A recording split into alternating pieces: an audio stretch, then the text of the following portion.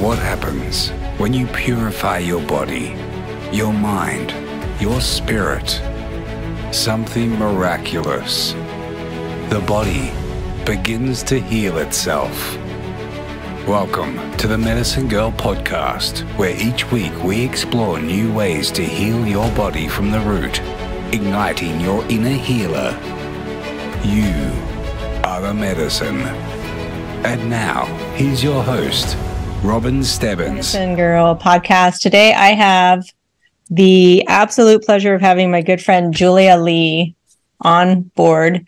Actually, Dr. Julia Lee, but we'll talk about, that's one of the questions I have for you coming up. So Julia, if you could just introduce yourself, some things that you feel are important or things that you're wanting to convey that sort of give us a snapshot of who you are.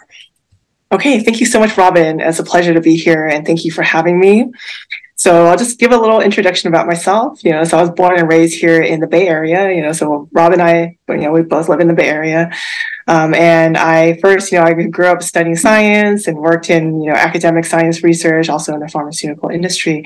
And then I became really interested in natural ways of healing. And then I started, delving into that. And it was also my own healing journey as well. So it was a lot of it, whatever I do is based on my own personal experience, and actually, I think that has actually been able to help me differentiate, between what's actually helpful and what just kind of sounds helpful. And now I have my own practice. I have my own clinic in Santa Clara here in the South Bay area.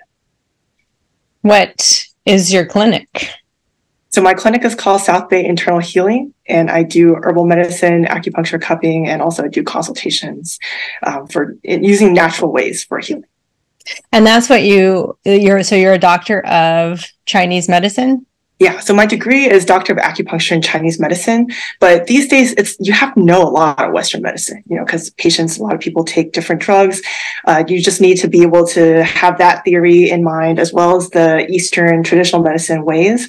And Chinese medicine has gone through a lot too, so when the communist revolution, there was a lot of change in China. And so that also affected the medicine. And so through my own healing journey, I study so many different healing traditions, like, Ayurvedic medicine from India, Tibetan medicine, Native American medicine, not that I'm an expert in those, but I had to go kind of really far abroad to try to pick up the pieces, for what had happened, to Chinese medicine. And it's not all bad, because during the communist revolution, Chinese medicine became standardized, so that allowed it to be exported here, and there's schools of acupuncture and Chinese medicine here. But there's some really deep spiritual aspects of it that I had to kind of reclaim, through my own healing journey. Well, would you feel comfortable talking about your healing journey? Because I think it's really important when we're as in the place of being giving medical advice or healing.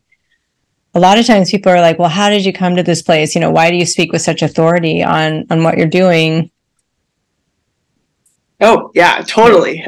Sure. So, so I had so I was working in science research, in academia, then in industry, and then I got into med school, in Western medicine. So, I was starting to have some doubts that was the path for me, because I was learning yoga and holistic, started to go down that route. But because I got in, I was like, hey, let's go, because it's just hard to get in, right? So I moved to New York and started med school there. And I think I was just in a big conflict, because I think maybe part of my heart was already kind of going towards natural healing. And then just being in the environment, I felt such a struggle. And then I kind of really had a breakdown, just my physical body, my mental state, a lot of things just weren't, it was really just kind of a breakdown on many different levels, and I was putting myself back together, I would say. That was what taught me like all that I know today. I think I've learned from different teachers and books and all that, but I would say it's that process of healing myself, and it's a continuous journey. Yeah. But it's that really kind of gives me that inner confidence, about what I do today. Yeah. And I think that's what happens, when we're doing the wrong thing, our body gives us these messages, and it's like you can only keep up to a certain amount, and then your body just is like, nope, can't do it anymore. I had, it was a couple years ago, Mariah Berkler. She was a medical doctor who went through the school, $500,000 in debt in the Netherlands, and started writing prescriptions. She got her first job in the ER and just, writing prescriptions like you're supposed to do, and would get physically ill to the point that she would vomit every time she wrote a prescription. Mm-hmm. It's just those messages that, oh yeah, this is not necessarily working, or it's not in alignment with your soul's guidance. So how did your body break down? And then what did you use to heal it? Yeah, so I became really, really thin. So I'm 5'8", but I got down to, I was like 96 pounds. I think I was just like kind of really like eating, a lot of that was just really not right. And kind of on the gynecological issue, just kind of a lot of kind of hormone. It was very, disturbed mentally, just kind of really feeling anxious and depressed. But I would say that it was physically, having that kind of total systemic issue that really was just like, hey, if I keep going this way, I'm not going to make it, like really not going to be okay, and I think I had a moment where I was like, yeah, I just really need to pull back and recalibrate, what my life direction, what I was going to do. And at that time, I had no idea I would do, get into Chinese medicine. It's probably the last thing I ever thought I would do, so I let the universe, I was like, hey, I need guidance with this. I believe that I also want to find something deeper, not just for me, but for everybody, some deeper way that can benefit all of us, because I have the understanding from science, from all my past experience too, but it would help if there was a way that we could heal really deeply. I think that kind of drove me, to really find some deeper solutions for myself and, now to be able to share it with other people as well.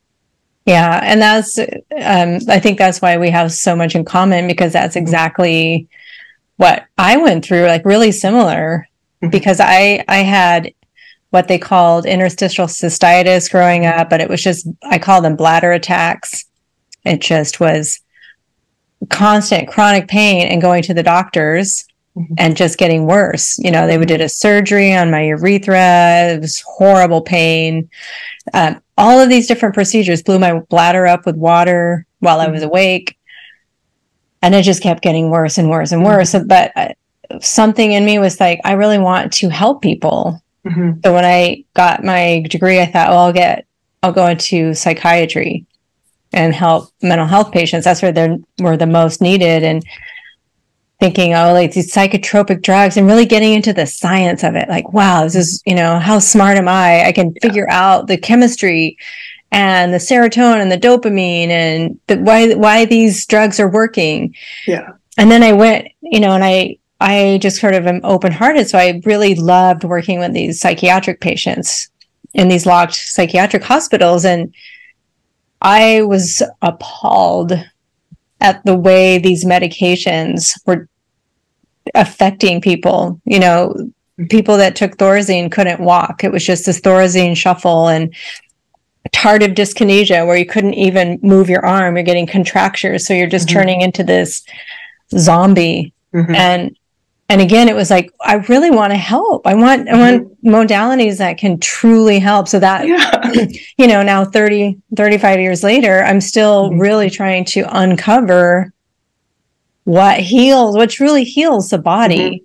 So at this point, Julia, because we know this is just work in progress. This is a fluid document, but what specifically in the science and in like your first, you went for a first semester for the medical degree? Western, yeah. What specifically tipped you off that this wasn't your path? Oh yeah, it was so many things all at once, it was like a boom, like combustion, but I would say on the science front,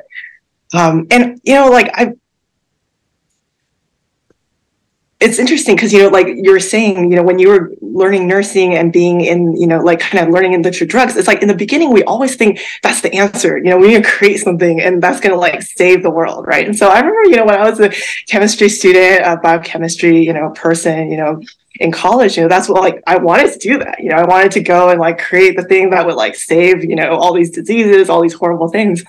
But then I started to notice, the side effects of things, and then really observing, because I'm a big, I am a scientist still, in terms of I seek the truth and I want to see things happen in reality, and that's the case for my clinical practice. It's like, when we study things and we do something on, give someone a treatment or give someone something to take, we want to see that it has a result, and I think I would hope, and I wish all scientists do that, and I wish all doctors would do that, is that when we prescribe something to someone, that we're really diligent about following up and seeing what it does.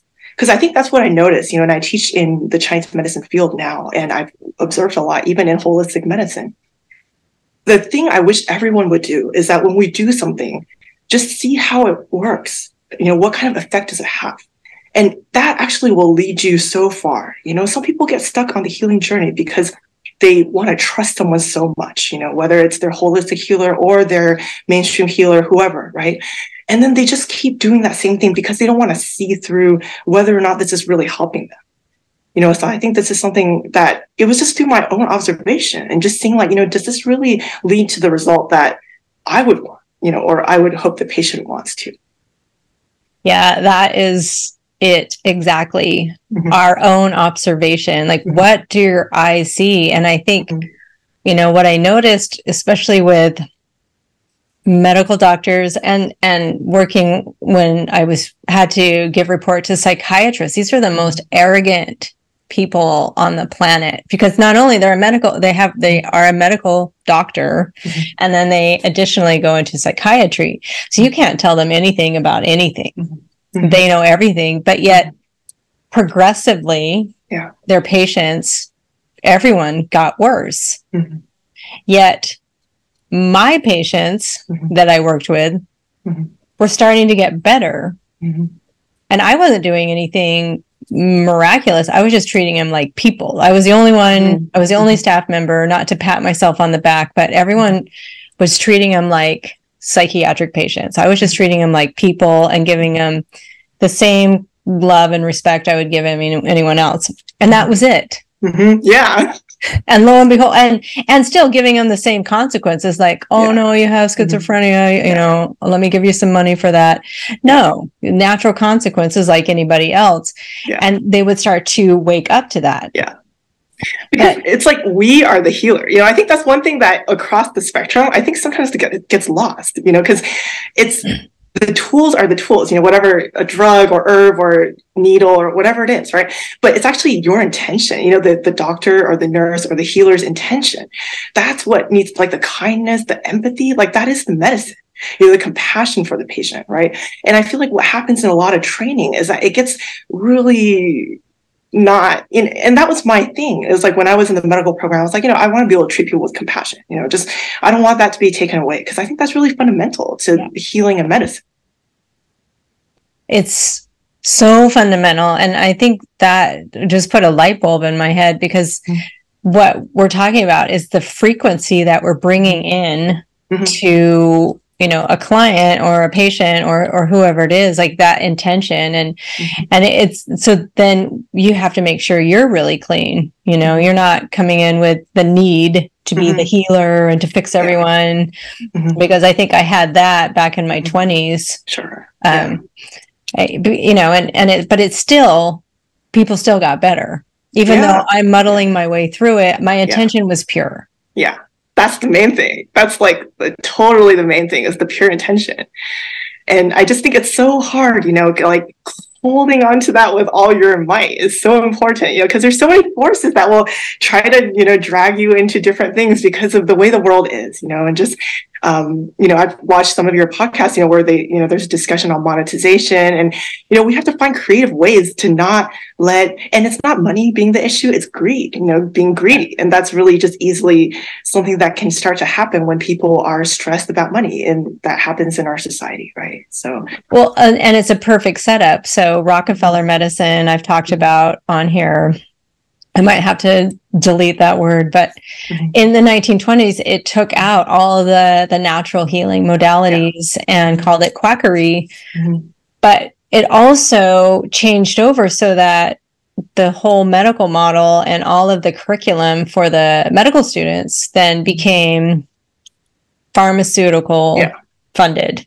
And so it's just diagnosis, insurance, pill. That's all the diagnoses are for, so that they can prescribe a pill and get it covered by the insurance. So that's the racket. But it also, so then every single doctor at that point would have been indoctrinated by this medical model. So even if, you know, they get through it and realize, oh, the prescriptions aren't the answer, even if you're still under that medical model, you're still thinking symptom pill, symptom supplement, symptom, you know, ozone, whatever it is, it's still suppress the symptom. Yeah. For you know, a majority of it. But then, you know, they get out of medical school, $500,000 in debt. They've been indoctrinated with that whole course curriculum for however many years. And then it's like, well, you walk away from the system and you have no money, you have no degree, you have, you know, so it's a perfect setup to just keep churning out the same, you know, just march in line, do what you're told, and write those prescriptions, and you'll be fine. You'll get a house in Hawaii and, you know, vacations all over the world.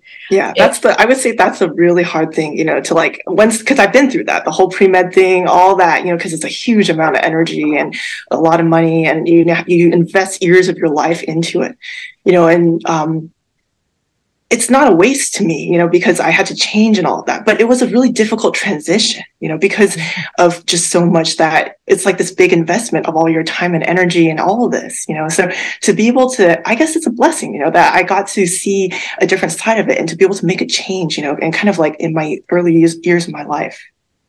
Did you notice anything like about your cohort and the people you're going through the medical school with? Did they seem different than the average person, or is it just anybody could get, you know, you're able to do really well on tests and recite and regurgitate information. But it just seems like how could they get the whole medical system to step in line to this?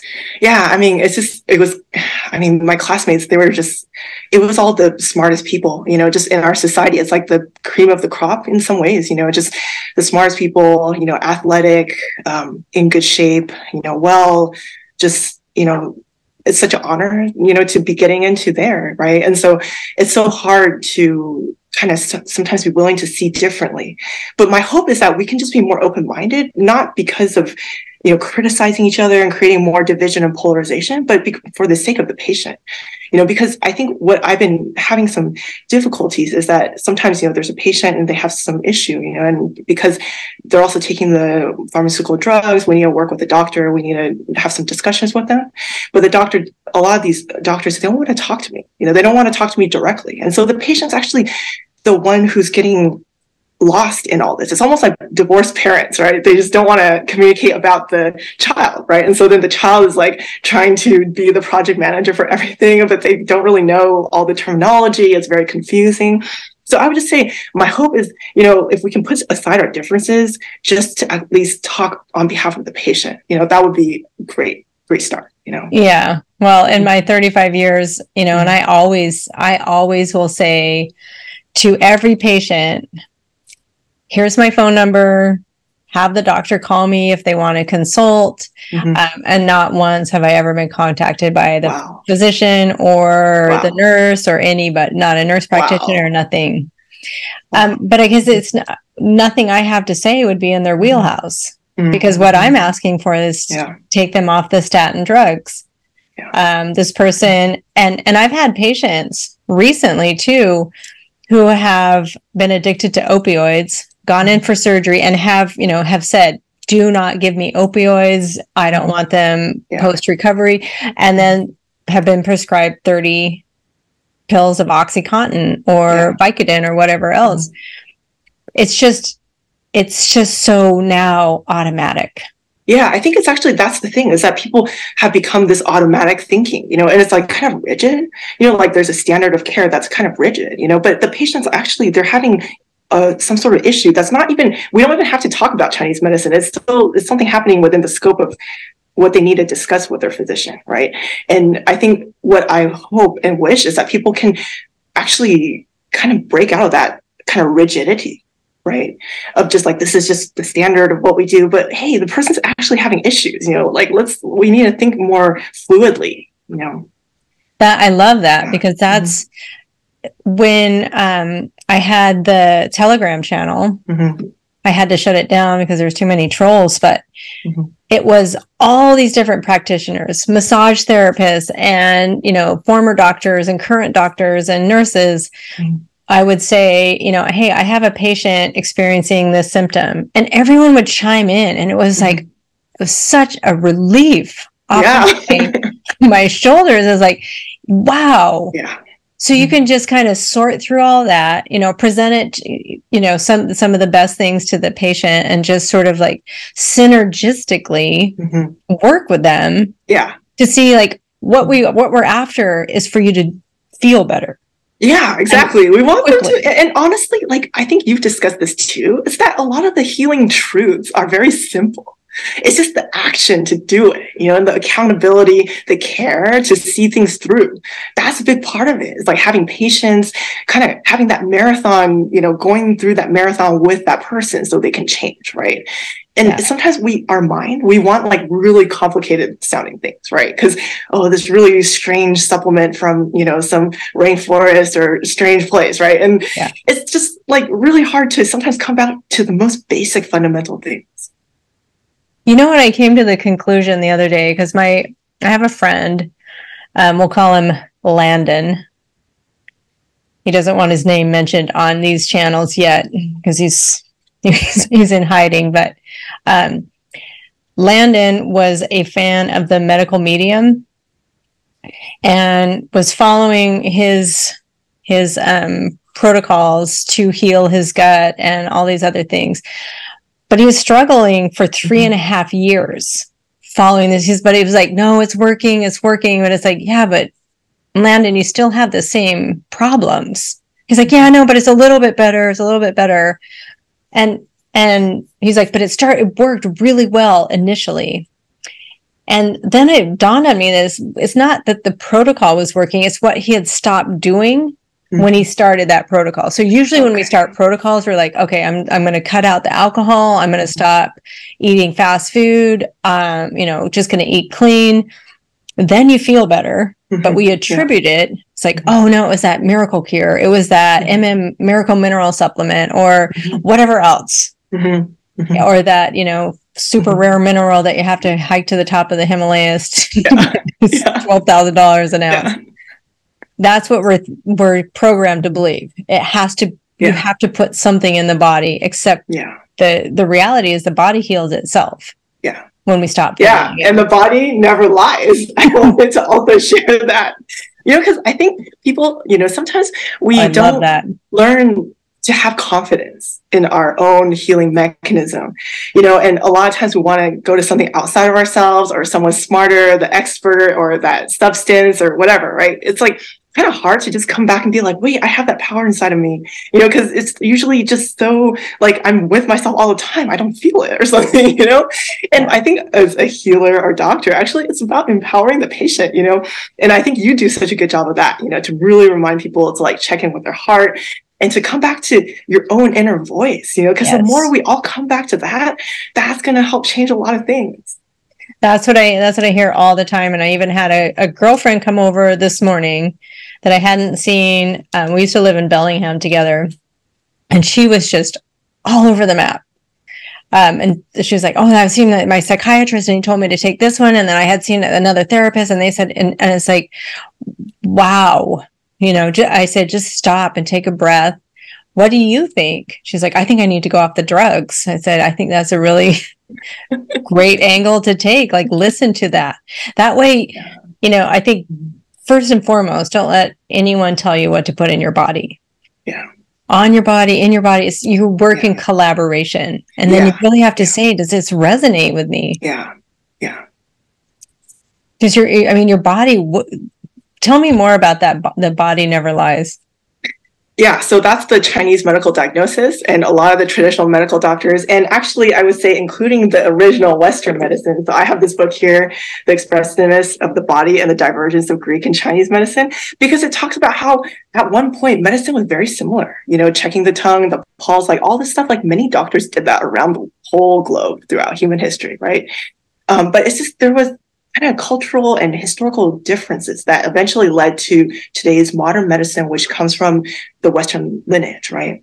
but now it's a worldwide thing. So it's just, when we say Western, it's like just really worldwide, right? Modern medicine. Yeah. And so there's kind of a loss of that doctor's capacity to use our body to understand the patient's body.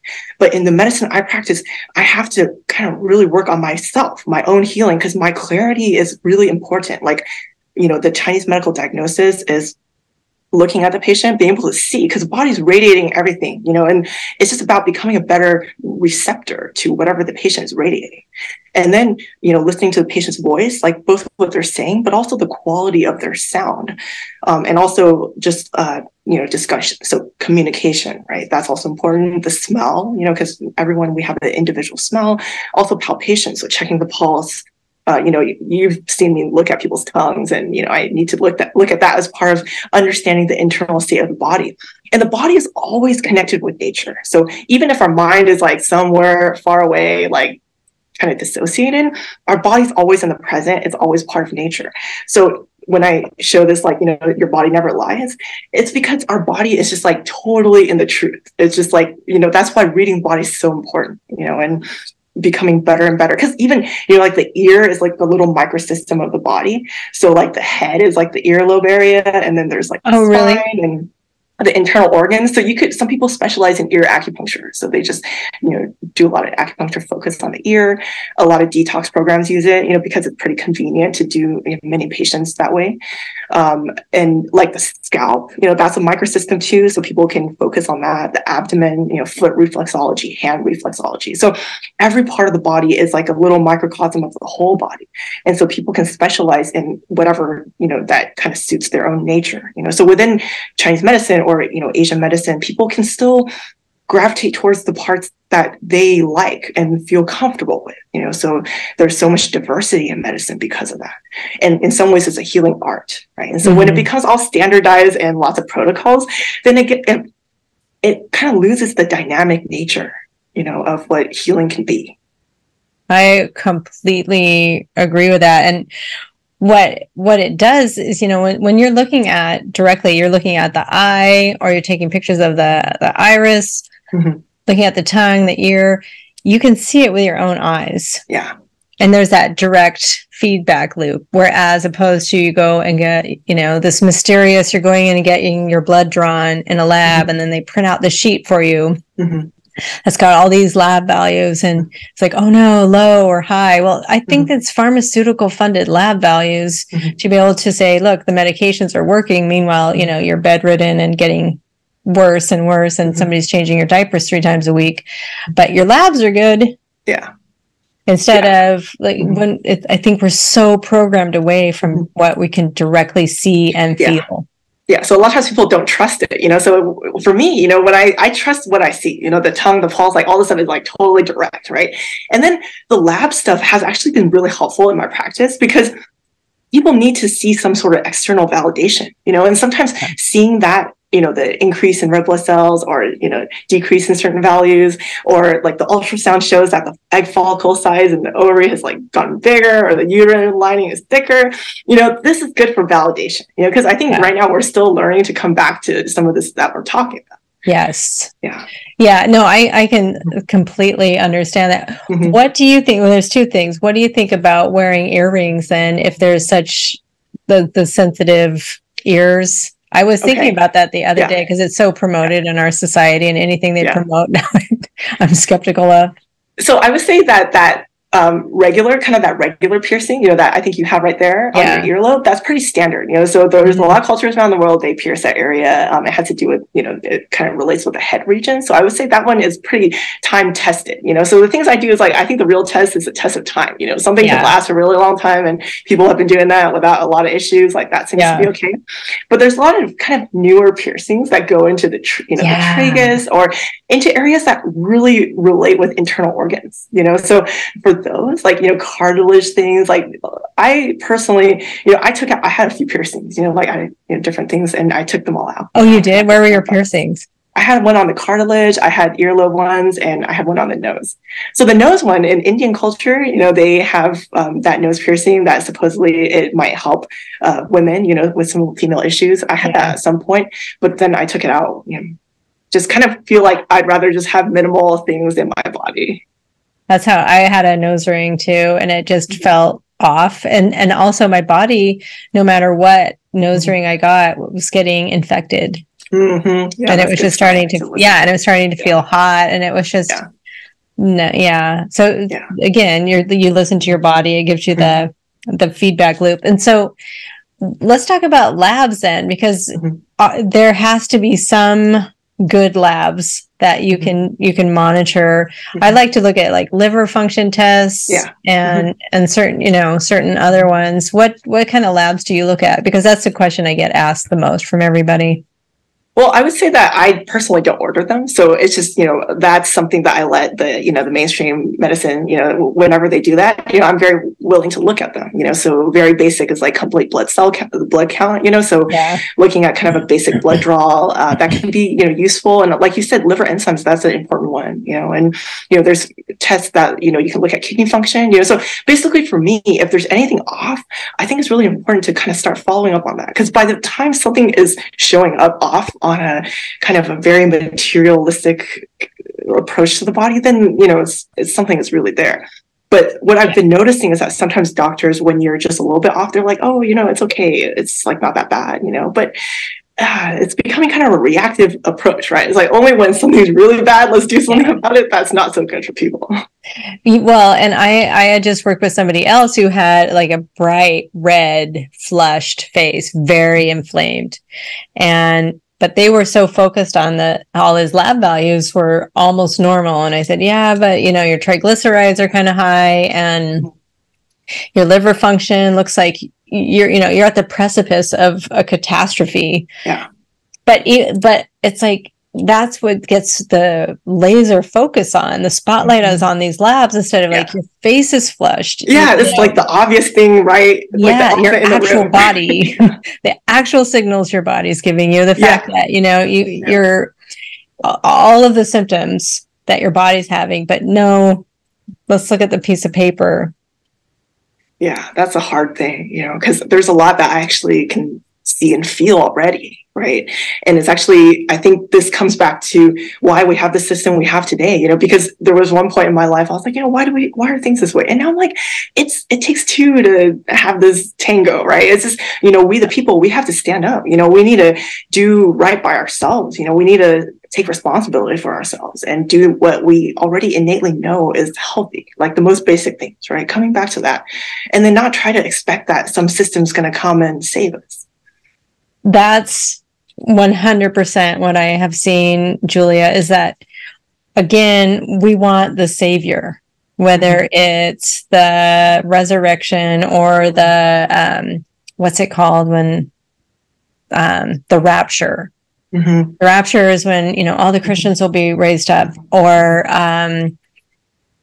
Trump is going to get reelected and save us, or JFK Jr., or whoever it is. Yeah, that's going to save us. And we just can sit back and just continue our life in the same way. But we are the savior that we've been looking for. Like, we're the only ones that can do that. Yeah. I mean, I feel like the one who can make our life the best is each of ourselves, and I think that can sometimes be a hard thing, especially in this culture, like kind of there's a lot of substances, like different things, right? Both legal, illegal, like substances that kind of give a sense of some kind of promise. But really it's just us, like our own courage, our own determination, our own sense of responsibility. Health is responsibility in my feeling, is that willing to take responsibility for myself and be responsible for all the things I do and all the things I choose. Yes. And that kind of brings me up to another question was, this whole spiritual community and psychedelics. What's your opinion on psychedelics as a healing modality? Yeah, so I know it's very popular, in this time, and I have many patients who've taken, psilocybin, ayahuasca. Like there's many combo, that's a frog, and so I can see why, in our times that maybe it's like kind of a fast, like trying to break through and just become more open, because it's like kind of, we're in almost like a desperate time where, we do need to awaken, right? For the sake of just everything, so I can understand why, that is so prevalent. But I think one thing that people don't get told, when they choose this, is that plant medicine, at the heart of it, there's this sacrifice. It's a word that I often think about, because for me to learn herbal medicine, it was a huge sacrifice, because it's to become like the plant, because the nature of plants is that they're always giving their life force. We're always like eating them, and even the meat we eat is like raised by the animals had to eat the plants to become, the meat that we eat, right? So plants are just by nature, they're very sacrificing. And so when you work with plants and you want to be close with them, there's kind of a level that you need to we need to be on the same wavelength to communicate, right? And so in plant medicine, I think sacrifice is a very important concept. It's that we don't just get nothing by not trying to earn it, right? It's like we need to earn realization, spiritual discovery, a spiritual advancement. All these things, it needs to be earned. It's not going to be just like on a silver platter. So what happens is some people, they take so much of it that it actually really depletes their body, because when a lot of these psychoactive plants, and I'm not bad mouthing them because plants are just plants, right? It's like how we interact with them that is really important, our intention. It can be tremendously healing, or it could just really deplete someone in the long run. Because in Chinese medicine, we have this jing, or we call essence, translated into English. So it's kind of like our battery life. Everyone, they live for different lengths, right? And so we each have a different battery life. And when we use psychoactive plants, it takes from that battery, that stock of energy that we have. Because we make that trade, to have that insight, we give something, because we have to give something to gain that kind of insight, right? It's not just for nothing. And I think that's something I wish more people would know, because it might change the way they view this. And also not to do it in a frivolous way, because you're giving part of your life force to it. Wow. That really summed up why I intuitively had started backing away from it. And the first ceremony I did with ayahuasca, I actually didn't even do the ayahuasca. The shaman was like, yeah, I don't, you're too sensitive. Just be around people that are doing it and you'll pick up that vibration. And I did. Like, I was very potent and I had hallucinations and everything.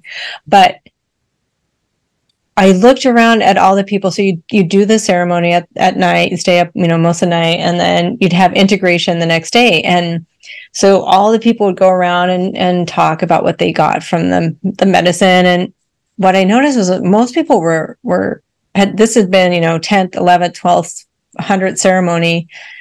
They hadn't improved in their life. And they still kept coming back for more.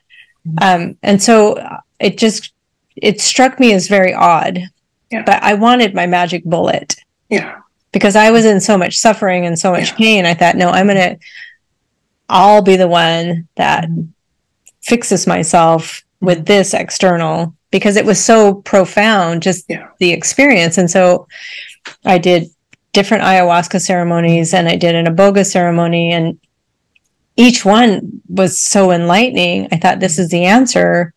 But like you said, it came at such a cost. And then it was sorely, the other parts of me were slowly being depleted away. Like my creativity was being depleted away. And this prefrontal cortex feels like it was being more separate. And a lot of times at these ceremonies, they'll give you, I didn't know it at the time, but they give you what they call a heart opener, which is MDMA.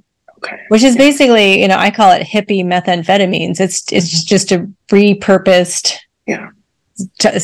similar chemical structure to methamphetamines.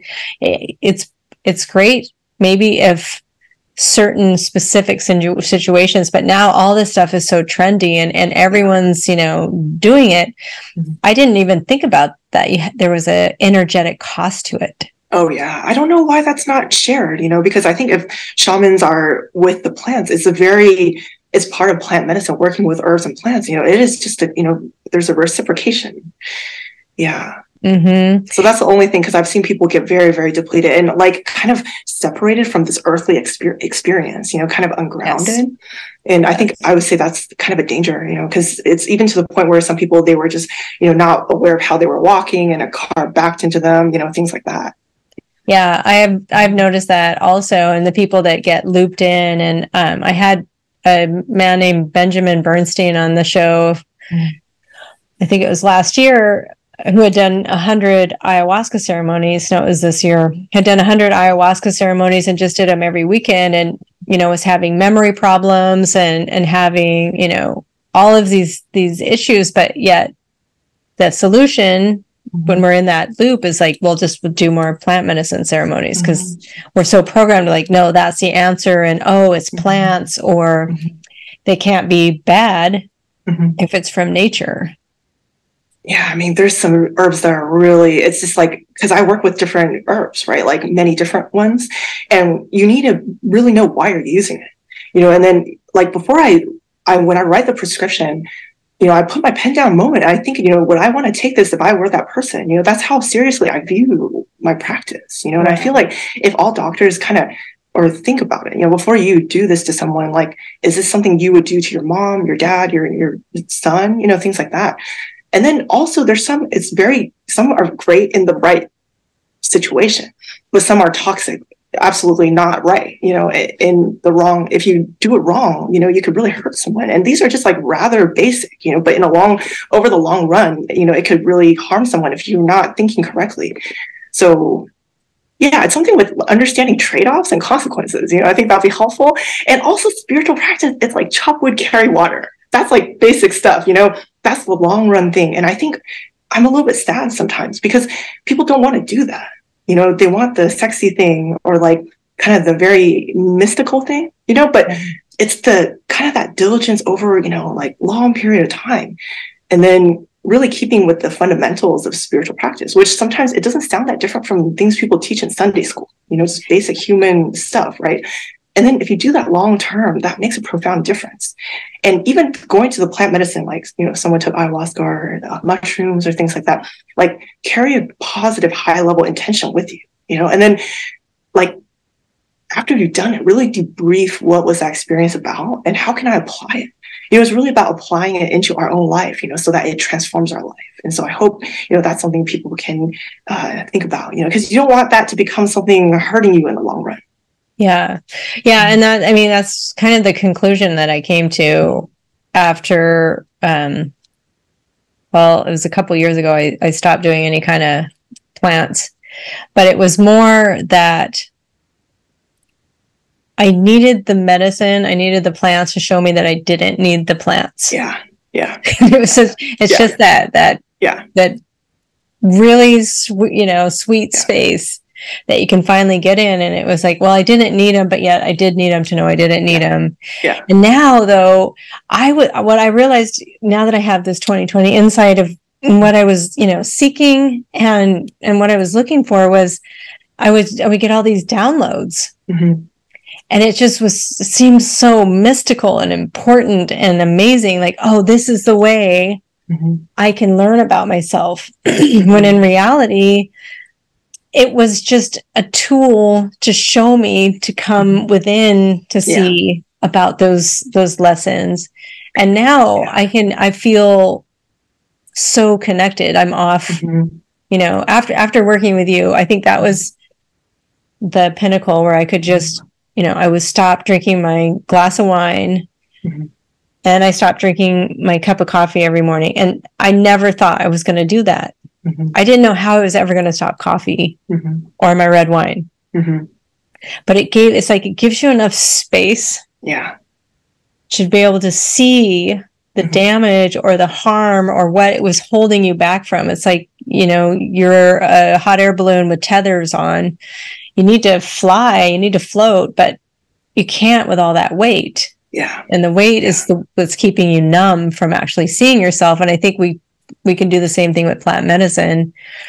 By plant medicine, I mean like the psychedelics. Yeah. To use them as the external, like, well, no, that's the reason I get the downloads, or that's the reason I can see. Yeah.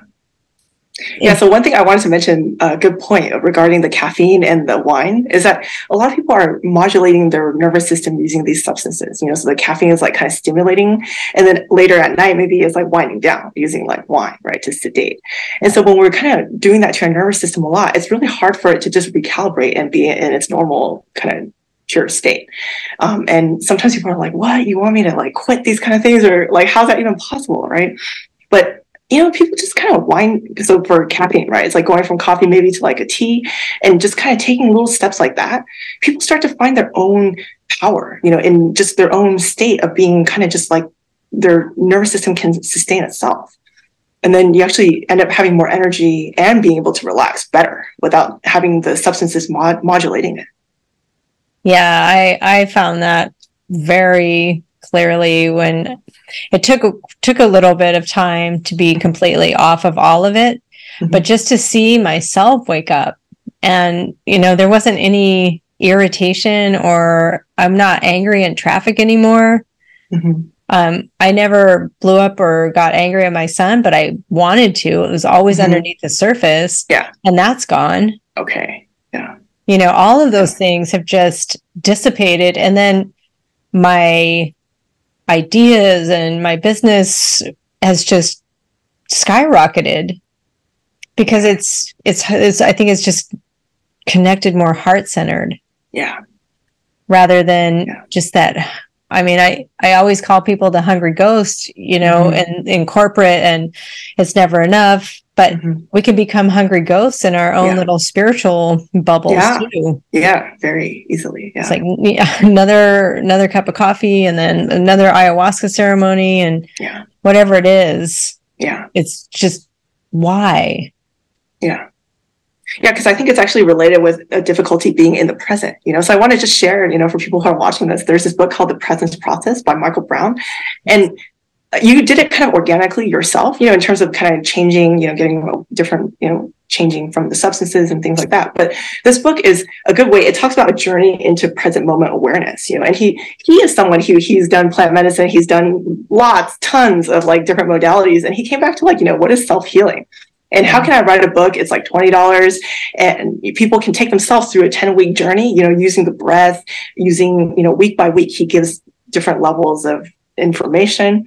And it's just a way, if you're looking for a tool to just kind of guide you and help you onto this path of, because sometimes people have just been really deviated from ever listening within, right? And so how can we come back to that? So just, that's a resource if anyone's interested. It's, it's just like $20, and, very goes into like being how we have trauma, that's keeping us from being present. And so how do we come back to being able to just be present and aware? I love that. And I have the book too. And it's hard to read when you are, you have all these other distractions. Yeah. Like the alcohol or the caffeine. And so, but it takes you to those, to just to start shedding away those things too. It's like, oh, okay, I'm having trouble tracking or even reading. Why? I don't want that. It's easy to have a glass of wine and scroll on your phone or, post selfies. But what you said, I love, it's the sacrifice. Yeah. You really have to get in there and just do the work. Yeah, it's uncomfortable. So I think that's what I learned, as I was looking for true healing, I was like, man, this is uncomfortable. It's not going to sell well, because it's just that work to really get in touch with ourselves. Sometimes there's been so much trauma of all different kinds, and I feel like I have that understanding of, why people avoid it, and, how it can take this circuitous route to keep moving closer to those painful parts of ourselves. Right. But I just want to really encourage everyone that it's worth it, even that, healing is uncomfortable. It is hard to get away from that. The true healing is uncomfortable, if I've climbed a mountain, done kind of like some sort of hardcore physical activity, there's some pain in there, but then people feel this sense of accomplishment. Right. And it's like a true accomplishment. In Chinese medicine, we talk about destiny. All beings have their individual destiny. So like plants, right? A lot of these medicinal plants, they have a destiny to be helping humans, right? And as humans, we also have a collective destiny, so we're the only, upright beings, right? And so we're between heaven and earth. And so our calling as humans is that we're supposed to channel in this like heavenly inspiration into our earthly existence.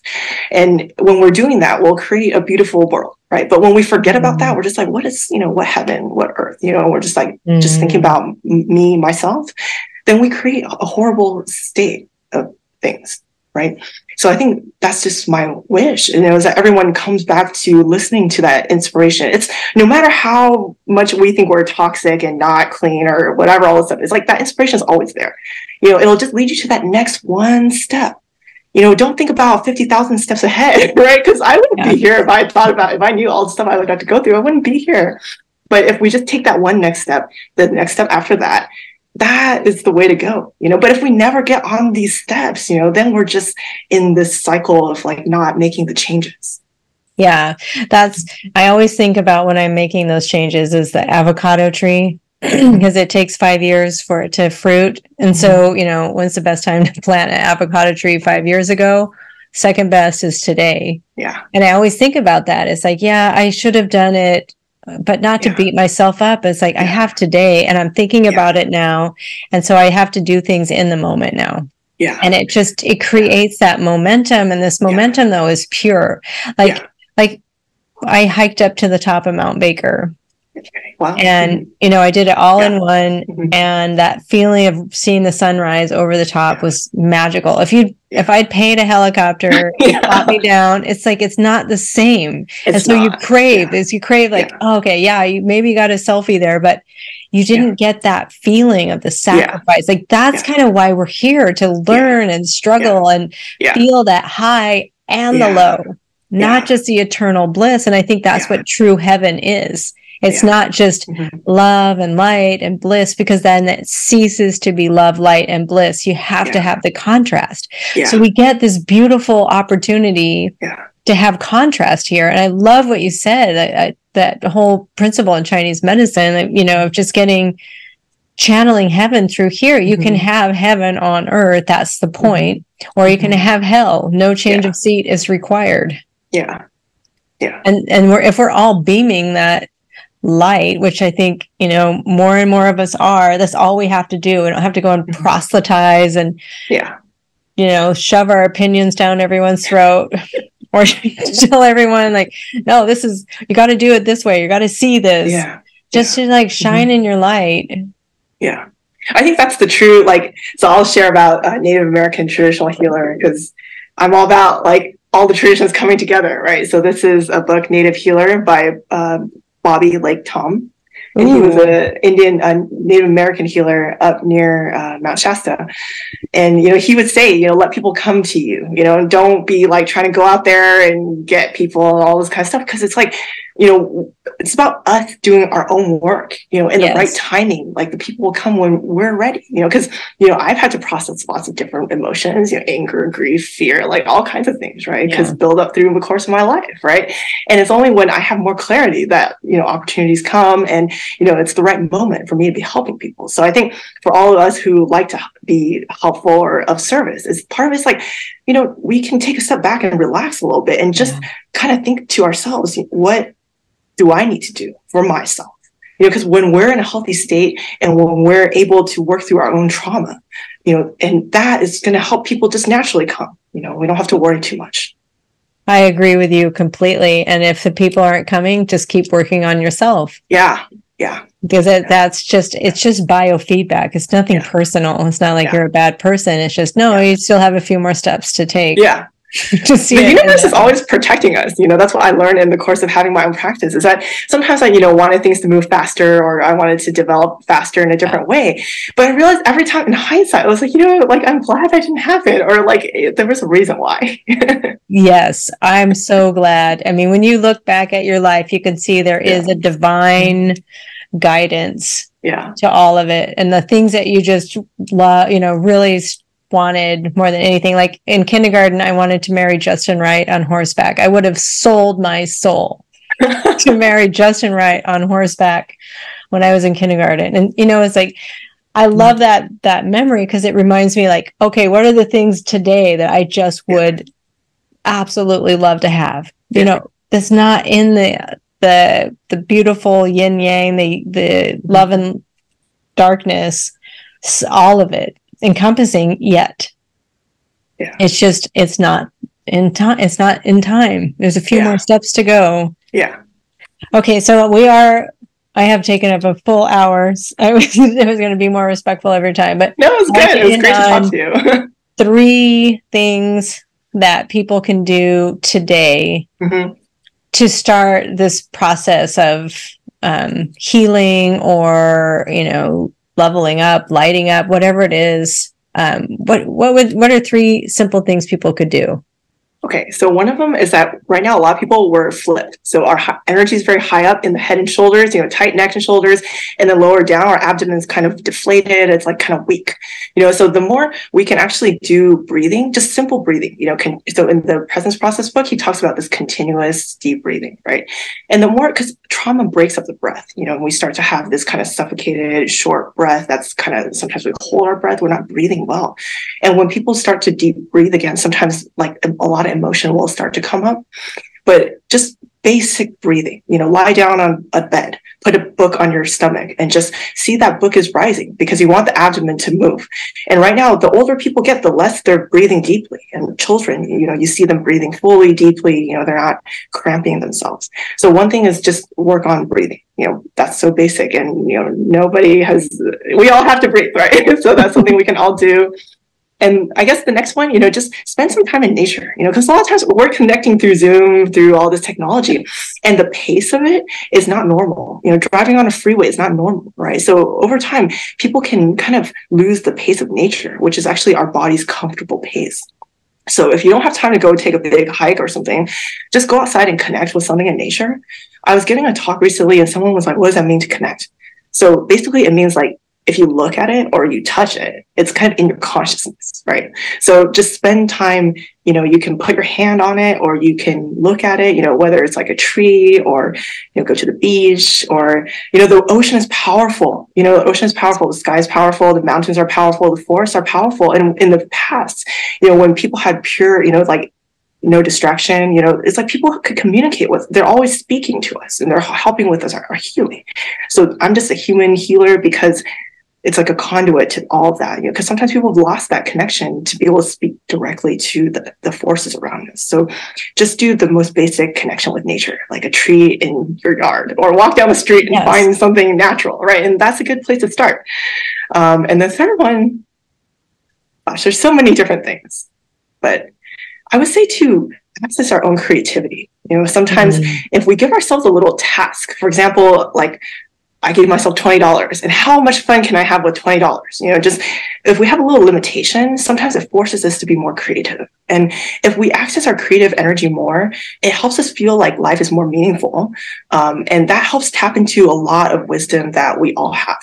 And we're all different. So we're going to create things that are all different. And we're going to, if we can all come together and share creativity, that will be really powerful. So just very basic things, I think very basic things that we can add into our life every day, that makes a huge difference in the long run. Yeah. Yeah. And it's always the simple things. It's always very simple. I love that the $20 one, like put a limit on it. Cause then all of a sudden now I'm thinking of all these ideas that I can do, like, oh, we could have a full, like get my son and say, okay, we have $20. Yeah. We got the whole day. Yeah. See what's the most fun we could have. Yeah, or for free, what can I do today without spending any money? And then just kind of really use more of our inner resources, because that's what I want to happen more, is that instead of looking for all the kind of exciting technologies or, not that they're bad, but kind of our inner resources. There's a Greek myth with Narcissus where he falls in love with his own reflection, right? Because he's a beautiful, man, and he sees his own reflection in the water. He falls in love with the reflection. So sometimes I worry, that's sometimes what happens in society, is that we see the reflection. It's like all the technology, all these things that man has built is a reflection of our inner resources. And sometimes we start to see that as like a god or something powerful beyond our inner, what we have inside of us. Well, I think that's exactly what they want. And that's why I take West and his friends outside in nature to show them like this, and they light up. These kids, gamers and all of those and city kids, like they love being out and they love going camping with me, and it's all, roughing it kind of stuff. But I think we all have that in us. Yes. We are nature. We're not, you don't go into nature. We are nature. And the more we can just get into raw, undisturbed nature, like start to tap into how you feel. it's incredible. Yeah. That is a medicine too. Like all of this. Well, Julia, thank you so much. Thank you, Robin. All the things that you do. Like really, you are such a gift. I'm so glad. I'm so grateful that I met you that one fateful day at the first meeting that I was having to start this medical system. And there you were. It's like, a breath of fresh air, when you just have so many things in alignment. Yeah. Thank you so much. You're a great leader for the community. I appreciate everything that you do. Thank you, Julia. Thank you. Well, and I will have all the links of, can people work with you remotely? Yeah. Okay. So through, we can do like FaceTime or video, and then I send herbs to people sometimes, so of course in person is like, hard to beat, but virtual, that can be worked through as well. Okay. And I will have all the links to find Julia, and I'm going to ask you to give the links to the books too that you recommended, because I highly recommend the Presence Process. Like, don't give up on it. If you can't even read the first paragraph, that means it's exactly what you need. Right. All right, Julia, thank you so much. All right. Thank you too.